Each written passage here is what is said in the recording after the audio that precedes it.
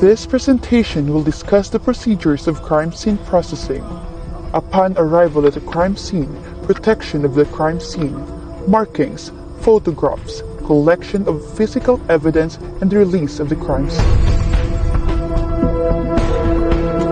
Importance of crime scene processing. By conducting a systematic examination of these areas, crime scene investigators uncover the physical evidence to help identify what happened and who was involved. This process must be conducted carefully and thoroughly to ensure that crucial evidence is collected and fragile evidence is not destroyed in the process.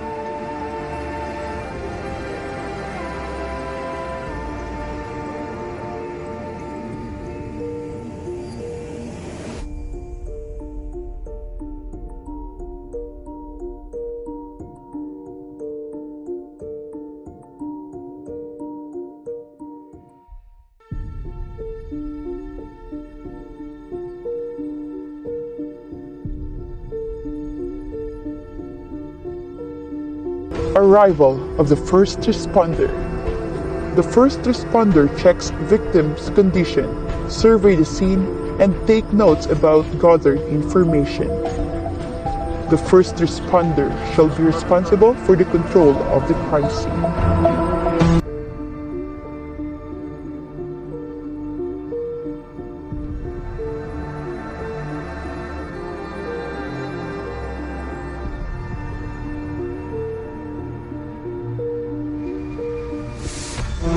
The first responder informs the SOCO team to investigate further.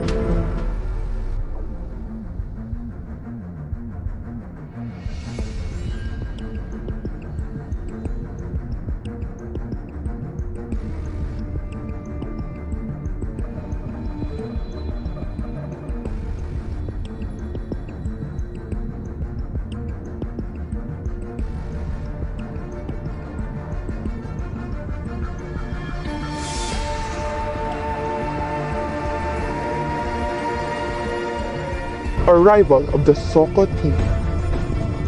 Scene of the crime operation team. It is the forensic evidence response team engaged in the evidence collection process. They are the only persons allowed to enter the crime scene to prevent destruction, alteration, or contamination of evidence.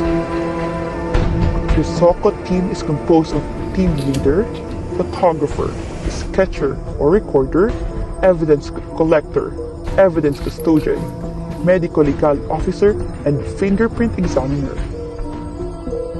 The team leader coordinates with the first responder.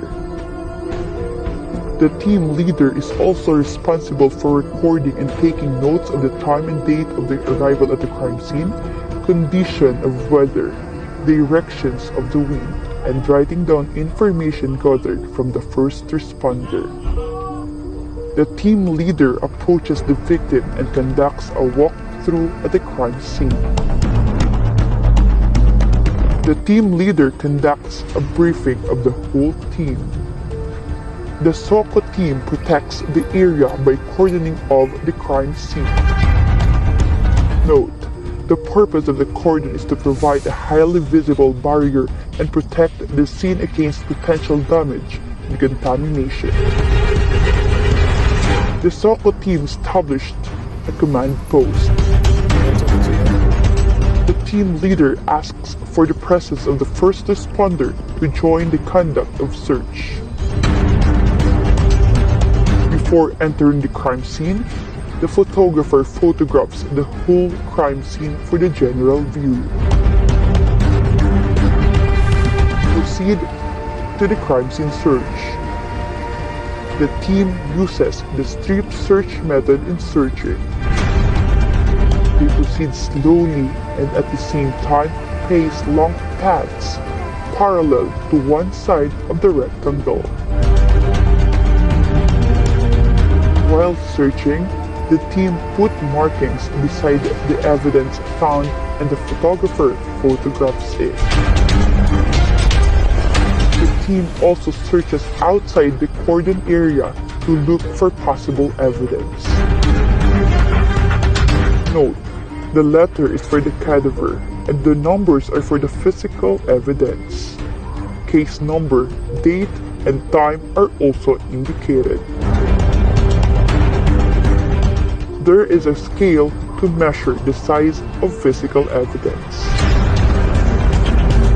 The crime scene photographer photographs the whole crime scene and the physical evidence they have found in general view, mid-range view, and close-up view.